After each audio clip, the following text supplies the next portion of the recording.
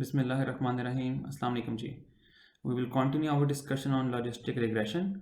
In this video, we will define loss function which we can optimize to learn the parameters of logistic regression classifier. We first formulate learning of parameters as a problem. We assume that we have a training data in which we have n training instances. Each of the input is in d-dimensional feature space, and each of the label is binary. It can take either 0 or 1. And for binary classification, we defined logistic regression model that is given by hypothesis function h that depends on the parameters theta and takes input x, and it quantifies the probability that y is equal to 1 given x, and that is given by sigmoid of theta transpose x, or equivalently 1 over 1 plus exponent of minus theta transpose x. Here theta contains d plus 1 parameters, theta 1, theta 2, theta 2, theta d, the weights correspond to the features, and theta naught is a bias term. So we can say that in vector theta we have d plus 1 parameters of the model. Our objective is, given the training data, given this set d, and we want to find these d plus 1 parameters of the model. And our approach would be that we will first formulate the loss function that we want to optimize, and then we will minimize the loss function to learn these parameters. Okay, and let's start in defining this loss function. We also refer to this as cost function or objective function. Okay, let's define loss function. Obviously, we can start with the squared error loss function because if we assume that this is a case of regression, we use squared error for regression, and let's try to use squared error for logistic regression classification. If we use squared error, and that's how we defined a square error loss function. So h of theta of xi is the probability for xi, yi is the associated label. You take a difference of these two, you square, and you sum over all instances, and this 1 over 2 is just for mathematical convenience, and that's how we defined it. And if I substitute the formulation of h theta xi, and that is sigmoid of theta transpose x, I obtain this is sigmoid of theta transpose x. If you see here, this function is non-convex, and ideally we would like to have a loss function differentiable and convex. This can be differentiated, but this is not convex, and this is not convex due to sigmoid operation. And due to non-convexity, we cannot numerically solve we cannot numerically minimize this loss function to find the global minima. One more thing we note here, that the hypothesis function here is estimating probability, and we do not use difference operation to determine the distance between two probability distributions. See, we are computing a difference here, h of theta of xi and yi. Since h of theta quantifies the probability, we do not generally compare the probabilities using a difference operation. So we conclude here that the squared error is not a good candidate. Let's talk about some other candidate. We use cross entropy loss or log loss function when classifier output is expressed in terms of probability. The idea is very simple. Cross entropy loss increases when the predicted probability diverges from the actual value. If the actual class is 1 and the model predicts 0, we should highly penalize it, and vice versa. It means if the actual class is 0 and your model predicts 1, we should penalize again. And considering this and using this, we define the loss function, or what we call cost function, for a single training example. Say for a single training example xi and yi, we define the cost Okay, what is here? Yi is the true label. H of theta xi is the probability that actual label is 1, that is h of theta of xi, right? Your hypothesis.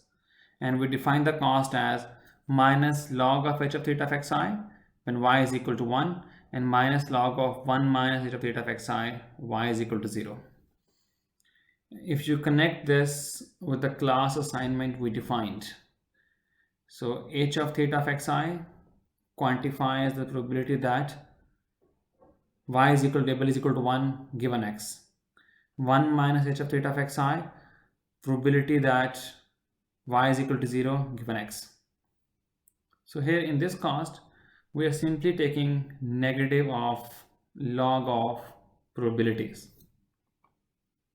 And if you plot this, cost versus different values of h of theta of xi, so that would give you a more clear picture. Let's look at the plot. So on x-axis we have h of theta of xi, and on y-axis I have cost. If y is equal to 1, if actual label is equal to 1, right? So we use minus log of h of theta of xi. That means when yi is equal to 1, cost would be equal to 0 when h of theta of xi, you look at the blue line, right? When h of theta of xi is equal to 1. Right? So we don't have any mismatch. Actual label is 1, and we are predicting with 1 probability that it's 1.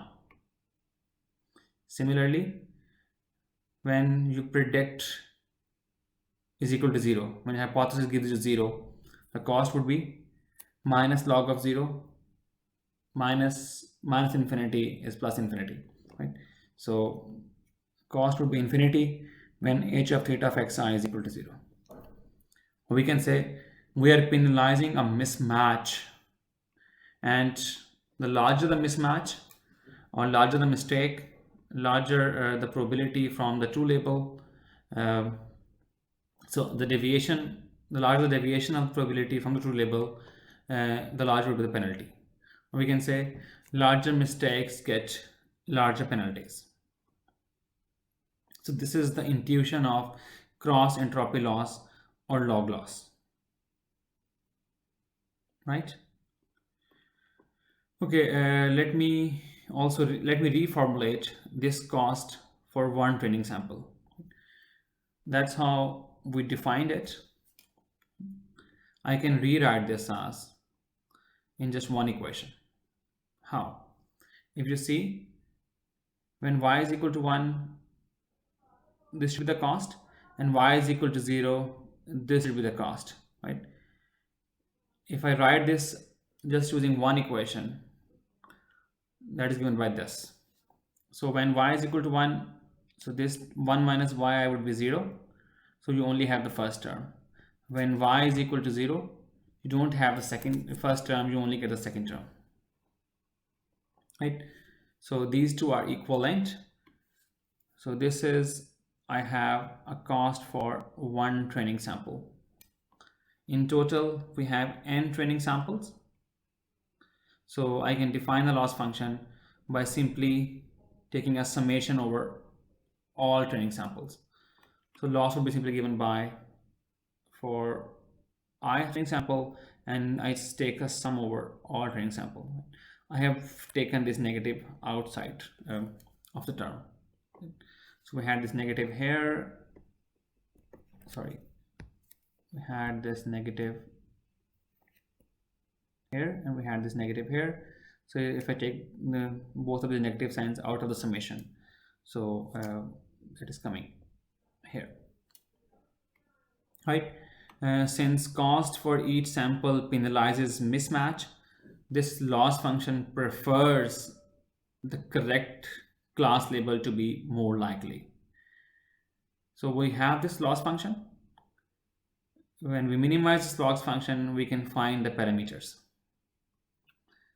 We note here that finding parameters such that this loss function is minimized is in fact maximum likelihood estimation. How? Let's develop a connection.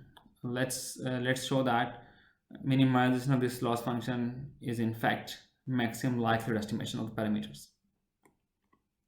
Okay, to show this, let me reformulate the cost we have. This is the cost we have for one training sample, the loss for one training sample, right? So if I move this yi here, I can do that, right? Similarly, I can move 1 minus yi here, move it inside the log, it becomes exponent, right? And if I take negative sign outside, I have a plus here, and we know that log of a plus log of b is equal to log of a times b.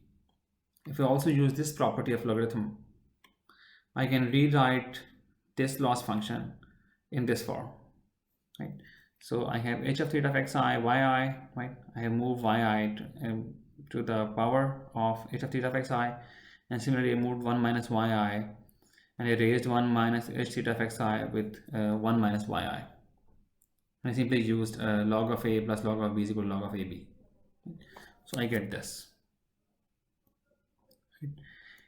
If we interpret this, and if we connect with the probability mass function of the Bernoulli random variable, right?